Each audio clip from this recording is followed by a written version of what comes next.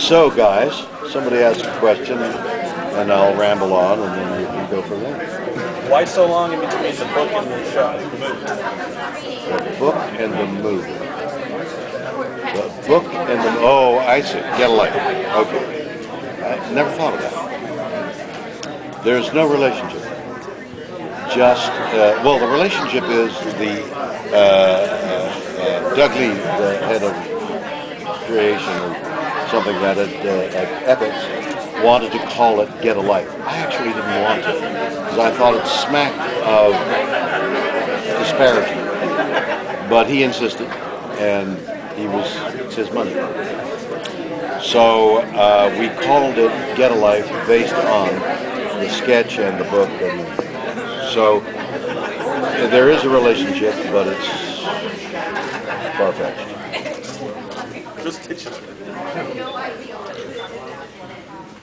Go ahead. You took a breath. I did.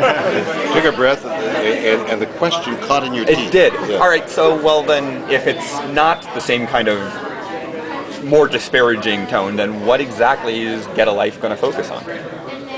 You haven't seen it. Not yet. So, for the book, I asked myself that question: who comes to Comic-Con? Right. Who comes to the Star Trek convention? And so I did my due diligence by doing interviews and with people, and discovered some fascinating characters that are in the book, and concluded that they are there to see each other. And instead of coming to see the actors, which all the actors thought they were doing, they were coming to renew old friendships and old acquaintances. So, okay, that's an interesting conclusion, and that was the conclusion of the book. When I decided to try again, I was able, maybe by the dint of being older or by luck, I came across other answers as to why people dress up and come to Comic-Con and are potentially the source of jeering. Okay. And the conclusion that I come to in the documentary are cultural and sociological, and are on a far deeper basis than the fun that they're having by dressing up and coming here and putting on a Klingon omelet. Shatner, what was, I saw it Captain and absolutely loved it. What were surprises for you, for Captains, and then, of course, surprises for Get a Life that you didn't expect to find? As you guys are writers and story followers, expositors of story, you go after a story and you ask questions, and suddenly that question leads to another question, which leads you to another person, and you're writing your story. I don't know how frequently in writing a news story the news person wants to go back to a previous interview that they had based on new information. What did you do? But you can't go back, so you wish you knew when you had the interview what you know now, that sort of thing. That's what I realized. I began to realize as I made my documentaries, that's what I was doing. And I couldn't go back because I couldn't get them back on camera. And it was I've made 4 or 5 documentaries now, and I realize it's about the third day when I'm thinking, what am I saying? What's the story here? And about the third day, I get the story. And then you begin to, like I'm sure it has all happened to all of you, oh, that's what that guy is about, or that thing is happening, or that's why Cruz broke up with Holmes. That's the story. But you don't know. So making the documentary is a journey of exploration. It's a journey of surprise. Everything becomes a surprise. The surprise in Captains was how much I started with the premise we had a lot in common, but I didn't know what. That was the idea of Captains. And then as I began to do these interviews, and people, they began to talk to me in strange and wonderful ways. I became enamored of the whole thing, and that's what's happened here. People talked to me, and why they came, and then I found really intelligent, knowledgeable people, far more than I, and I came across the ideas, the mythological ideas behind what's happening here this weekend.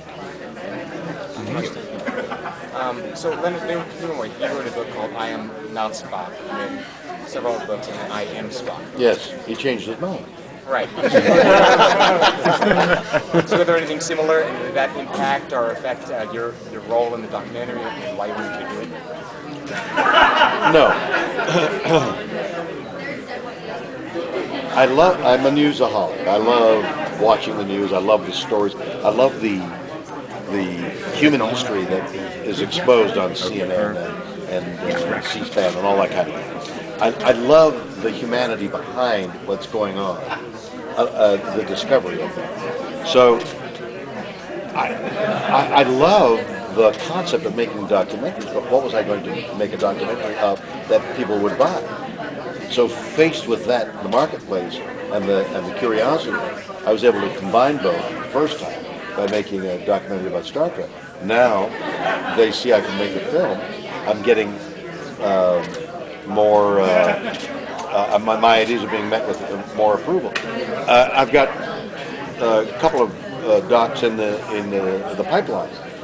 For example, I went to the Xena convention. Who goes to the Xena convention? One, but do you know who goes to Xena convention? Lesbians. Huh? Lesbians. Yes. But this is an all-male table, see? So we kind of go, hey. But it's people in need. People who are so needy that they cling to each other because of the mutuality of what they are, what they do, so it's a love fest. Intellectual, maybe physical, but certainly there is an embracing by like-minded people. That's what I discovered. And it's a fascinating, I'm editing it right now. It's a fascinating documentary of people who, they're not really on the fringe of society, but this all-male table had a hearty laugh. Right. Mm-hmm. And that's what I'm discovering. It's joyful. I was going to ask you, Mr. Shatner, you've got kind of another career now for the last couple of years in doing documentaries and specials, like how William Shatner saved the world, your documentary, and now you said you're doing your own now. Do you find that much more fun to do than an acting job, where you have a little? What I have found is the best way to do this. Like I'm working on a project right now. I can't tell you about it now because I'm in the midst of discovering whether there's a story there or not. But I'm discovering that the way this type of documentary works for me is that it's my discovery, and I'm on camera discovering, so you, the audience, discover with me. And I don't want to be in it, but it seems to demand that I ask the questions and I'm on camera asking the questions. This latest project, I'm saying, should I be on camera? I don't want to be on camera. But it doesn't work without my being, because you'll hear my voice or you'll hear somebody asking a question. So I've got to be on camera. So I'll have a camera on me, but tracing the subject as much as I can. So what I'm doing is I'm looking into their eyes, same as you guys, looking at whoever you're interviewing and getting nonverbal language as well as the verbal language with which you translate. If you're writing a good story, you translate their words and their actions and you interpret it and make the reader sort of get inside. Any chance of ever getting a director's cut of Star Trek V with the extra special effects done? I would love to do that. I broached that subject years ago and they laughed me out of the set, off the studio. All right, guys, we're going to switch now. We got to switch. All right. What? I'm just getting acquainted. Thank you very much, Mr. My Shatner. pleasure, guys. Mine. Thank you, Mr. Tyler. Pleasure. Thank you. Mr. Shatner.